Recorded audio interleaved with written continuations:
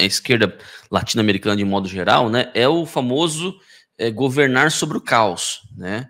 É o famoso você causa ali, você vai aquele caos administrado, digamos assim, né? Então você cria ali uma situação de miséria, de pauperismo, né? Você amarra a pessoa em meia dúzia de benesses que ele precisa, né? Porque caso contrário a vida dele fica insustentável, a subsistência dele fica insustentável. Não dá a ele nenhum tipo de perspectiva de um sustento, né, maior, e como consequência o sujeito fica, né, incapaz de sequer cogitar uma mudança, né? Então, você vê claramente isso acontecendo no Nordeste, né? As pessoas achando que, por exemplo, né, achando que quando o Bolsonaro fosse eleito em 2018 ia acabar o Bolsa Família, né? Ou então, né, o contrário, né? Se o Lula fosse eleito em 2022, as pessoas achando que o Lula ia começar a distribuir cerveja e picanha, né? Quer dizer, é um negócio assim, tão forte. Por quê? Porque você bota o cara, né? Você coloca o cara numa situação em que as suas preocupações elas são todas imediatas. O cara não tem preocupações para longe, ele não tem condições de ter. Não tem como pensar daqui uma semana se o hoje dele não está garantido, né? Ou pelo menos o hoje dele não está minimamente, ele não vislumbra meios, porque o maior problema não é ele não ter né, o dinheiro no bolso, é ele não ter o meio de buscar o dinheiro, né? Eu posso não ter dinheiro no bolso, mas eu posso, né? Eu vislumbro, né?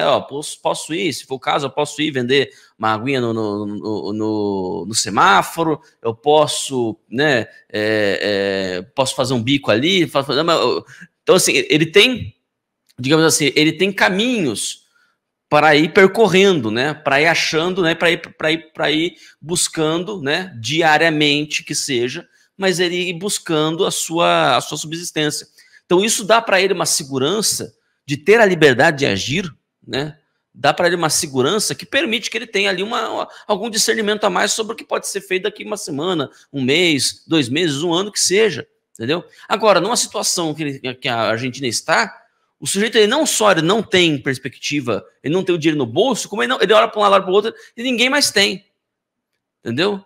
Então assim, nem mesmo contar com a caridade ele pode, entendeu? Porque olha que situação desesperadora, você não consegue nem virar mendigo você consegue, numa situação dessa, nem virar mendicante você pode, numa situação dessa, porque não tem para quem pedir, entendeu? Exatamente. Não tem para quem. 54% da população da Argentina é extrema pobreza. Então, é o que você falou, de repente, não, o sujeito pega lá uma aguinha, vai vender no sinal, só vai ter o sinal, não tem carro passando porque não tem combustível. Né? O cara não consegue pagar, e não vai ter ninguém para comprar aquela água, ou qualquer outra coisa. Ao contrário do que outros países, né, que enfrentaram as questões políticas para o desenvolvimento e, vamos dizer assim, operar as suas potencialidades na direção do crescimento, esses países, ao contrário, eles fazem o empobrecimento do mercado interno, que é a vigor e potência de manutenção de uma nacionalidade. Tanto a questão do mercado interno, quanto as questões de fronteiras e autonomia do país, elas são questões de segurança nacional. O povo em si, né, a sua cultura, a força de trabalho, a capacidade de você se autodeterminar, isso é uma garantia central da unidade nacional que mantém o país numa condição de possibilidade de progresso, de crescimento e de autodefesa. Então, essas invasões externas do globalismo, das ONGs, né, dessas entidades, vamos chamar assim de plurinacionais, né, essas aí é que estão felizes com esse resultado. Essa gente quer reduzir o número de pessoas no mundo, né, a prática do aborto, da eutanásia, enfim, inclusive matando, né, pessoas de fome mesmo. De fome como na África, entendeu? Então, quer dizer, é uma tentativa de gerar um neocolonialismo amplo desses setores endinheirados internacionais, dessas famílias, né, essas conhecidas estruturas familiares de controle internacional, né, que são essas dinastias criminosas que controlam o mundo, e mais esses novos operadores, né, que chegaram em função dos avanços da tecnologia, então fizeram grande capital e força. Então, essa gente cooptada está fazendo com que o mundo vá para o campo da pobreza. Essas guerras provocadas, esse financiamento a terroristas, isso não é só, Ítalo, com toda sinceridade, isso não vem só de um radicalismo, né, desses grupos terroristas. Eles também, embora criminosos, etc., eles são utilizados por repasses de recursos desses malandros internacionais para exatamente levar as instabilidades e operar o sistema que essa gente quer vigindo no mundo sob o controle deles. Então, quanto mais estabilidade tiver... Você acha que um grupelho como essa porcaria desse Hamas aí, se você tivesse uma estrutura nacional, vamos assim, mundial de combate ao terrorismo, não tinha liquidado com esses vagabundos? Lógico.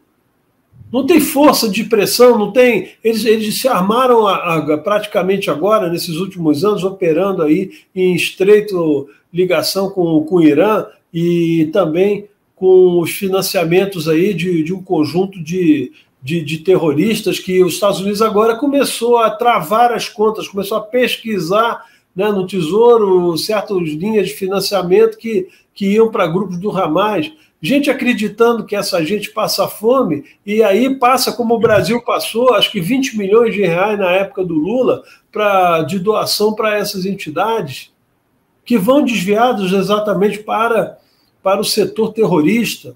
Então, quer dizer, na verdade, eles não querem consertar o mundo, ninguém, essa gente não pretende fazer disso aqui um ambiente civilizado, de paz, progresso, das pessoas crescerem. Ao contrário, eles querem o domínio pleno e operar no campo de controle dos recursos naturais desses países. O Brasil é vítima disso também. É só você ver como está operando, né, o sistema de expropriação e a retirada de pessoas que estão mais de 50, 100 anos em áreas lá, por exemplo, no Pará, que a Força Nacional, que está operando como se fosse não faz diferença nenhuma dos marginais que oprimem seu povo na Venezuela, né, estão fazendo da mesma maneira. Incendeiam casas, inutilizam poços artesianos, queimam tratores, caminhonetes, motos, casas, entendeu? Para as pessoas saírem dali para ir para onde? Para lugar nenhum. Mas para quem chegar? Ninguém também chegar, sabe por quê, Heitor? Porque eles estão ampliando as demarcações de terras indígenas. E até parece que os índios vão viver naqueles lugares todos. Tem 14% do território nacional, nós vamos dobrar. E segundo as estatísticas, para mim, que precisam ser revisadas, dizem que existe 1.200.000 índios no país. Só que tem uma que diz o seguinte, que 85% estão fora de reservas. Então, nós estamos falando 15% de 1 milhão, vamos botar de 1 milhão, botar 150 mil pessoas para morar em 30% do território brasileiro. E onde o território brasileiro agricultável, que é agricultado pelo agro, é 8%.